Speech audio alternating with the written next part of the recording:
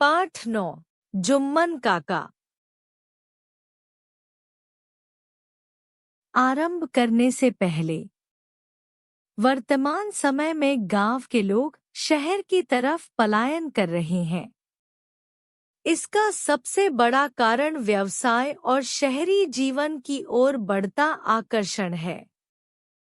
प्रस्तुत पाठ में पुश्तैनी दर्जी की कहानी दिखाई गई है, जिसके व्यवसाय पर शहरी कपड़ों की वजह से असर पड़ता है। आओ कहानी को पढ़ते हैं। जुम्मन को जब मैंने पहली बार देखा तब मैं 7 वर्ष का था। वे दशहरे से पहले घर के बच्चों के कुर्तों की नाप लेने आए थे। लुंगी के ऊपर मलमल का कुर्ता, सिर पर पुपलिया लखनवी टोपी, जिसके नीचे से निकले हुए उनके सवारे हुए लंबे लंबे गंगाजमुनी बाल, चेहरे पर छोटी सी दाढ़ी, कंधे पर कपड़ा नापने का फीता और दाहिने हाथ में दर्जियों की कैंची। जुम्मन का यह रूप आज भी स्पष्ट है। जुम्मन हमारे पुश्तैनी दर्जी थे। वे मेरे पिताजी के मित्र थे। दोनों ने साथ साथ गांव के एक मौलवी साहब से उर्दू पढ़ी थी। दोनों ने एक ही अखाड़े में कुश्ती लड़ना सीखा था। बड़े होकर मेरे पिताजी मुख्तार हो गए और शहर में रहने लगे। मेरे पिताजी को दुनिया के किसी दर्जी का काम पसंद नहीं था। वे कहते थे कि जुम्मन की सिलाई इतनी मजबूत होती है कि चाहे कपड़ा फट जाए, पर मजाल है कि सिलाई कहीं से उधड़ जाए। जुम्मन भी गर्व से कहा करते थे, 7 पीढ़ी से मेरे यहाँ दर्जी का धंधा हो रहा है बाबू। कपड़ा फटने से पहले यदि सिलाई उधड़ जाए तो मैं अपना हाथ कटा दूं। जुम्मन वैसे तो 12 महीने काम करते थे, मगर ईद, दशहरा, होली से पहले काम इतना अधिक हो जाता था कि उन्हें सांस लेने का भी अवकाश नहीं मिलता था। जुम्मन के 2 बड़े लड़के थे। वे दोनों भी साथ साथ काम करते थे, लेकिन काम कम हो या अधिक, जुम्मन को कभी किसी ने काम में जल्दी करते नहीं देखा। कपड़ों के ढेर में बैठे हुए सामने फैले हुए कपड़े पर वे उसी सावधानी के साथ कैंची चलाते थे जैसे एक कुशल चित्रकार अपने सर्वोत्तम चित्र पर तूलिका के रंग भरता है अथवा सिद्धहस्त मूर्तिकार छैनी के अंतिम प्रहारों से अपनी मूर्ति का रूप निखारता है। जुम्मन कभी काम को बेगार की तरह नहीं करते थे। गांव में सभी तो उनके सगे थे। कोई उनका भाई था तो कोई भतीजा, कोई नाती था तो कोई चाचा। अब कौन कितनी सिलाई देता है, जुम्मन ने कभी इसकी चिंता नहीं की। सिलाई में सब उन्हें पैसे ही दे, ऐसी बात भी नहीं थी।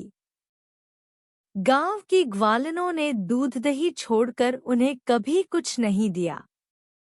जमींदार और कई अच्छे किसानों से फसल के समय जुम्मन के घर अनाज पहुंच जाता था। जुम्मन तो पूरे ग्राम परिवार के साथी थे। उन्होंने कभी अपने को अलग समझा भी नहीं। मेरे घर पर यदि मुंडन जनेऊ होता तो जुम्मन अपने पूरे परिवार के साथ आते, बिरादरी वालों की तरह जमे रहते और जाते समय परोसा भी ले जाते। दशहरा के अवसर पर गांव में जो रामलीला होती उसमें जुम्मन बड़ी प्रसन्नता से हिस्सा लेते थे। वानरी और राक्षसी सेना के वस्त्रों की मरम्मत तो वे निःशुल्क करते ही थे। राजगद्दी के समय भांडों का जो स्वांग होता था उसमें जुम्मन लय से रामराज्य की मुबारकबादी गाते थे। लेकिन पिताजी के देहांत के बाद गांव से संबंध टूट सा गया और इस बार तो ऐसा हुआ कि मैं लगभग 8 साल के बाद गांव गया और वह भी अपने संबंधी के लड़के के विवाह में। गांव जाकर सुना कि जुम्मन बीमार है और संभवतः बचेंगे नहीं। अतः उन्हें देखने की इच्छा मैं रोक नहीं सका। घर के बाहर पहले की तरह ही 1-2 बकरियां बंधी थी, पर गाय भैंस से नहीं थी। बाहर जो तख्त पड़ा था वह कई जगह से टूट चुका था।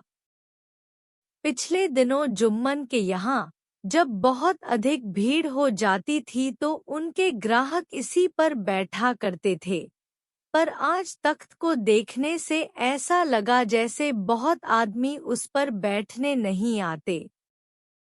आवाज देकर भीतर गया तो जुम्मन को एक पुरानी खाट पर पड़ा देखा। मुझे पहचान कर उठने की चेष्टा में वे खांसने लगे। फिर धीरे धीरे बोले, बदलते हुए ज़माने से मैं बहुत लड़ा बेटा, पर हार गया। धीरे धीरे अब तक तो सब कुछ बदल गया है। जब तक तुम्हारे पिता की तरह पुराने विचारों के लोग गांव में रहे, मेरे सिले कपड़े की कुछ कदर रही, पर उन लोगों के जाने वे बाद तो मेरी कमर ही टूट गई। उस मशीन को देखकर तुम अचरज कर रहे होगे, पर मशीन लाने की इजाजत तो मैंने तब दी जब घर में फाके होने लगे।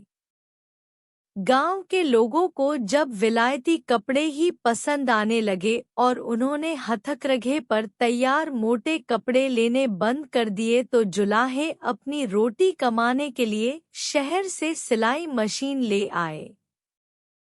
उनके लड़के शहर में रहकर नए ढंग के कपड़े काटना सीना भी सीख आए।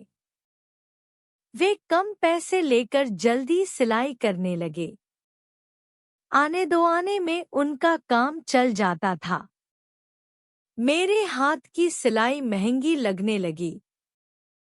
मैं तो रूखी सूखी खाकर भी चलाता रहा, पर यह लड़का नहीं माना और 2 साल पहले मशीन खरीद लाया। अब रोटी तो मिल जाती है पर घर की रौनक चली गई। तुम तो देख ही रहे हो बेटा, अब तो एक पाव मट्ठा चाहिए तो उसे भी खरीदना पड़ता है और जलाने का उपला भी खरीद कर आता है। यह सब कुछ मैं सह लेता हूँ बेटा, पर पास पड़ोस में जब शादी ब्याह होता है और जुम्मन को कोई पूछता नहीं तो मेरी छाती फट जाती है।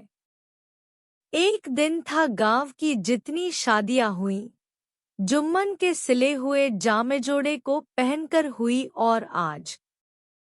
अच्छा किया बेटा, तुम आ गए। मेरा कितना बड़ा भाग्य है। और जुम्मन की आंखों से टप टप 2 बूंद आंसू टपक पड़े।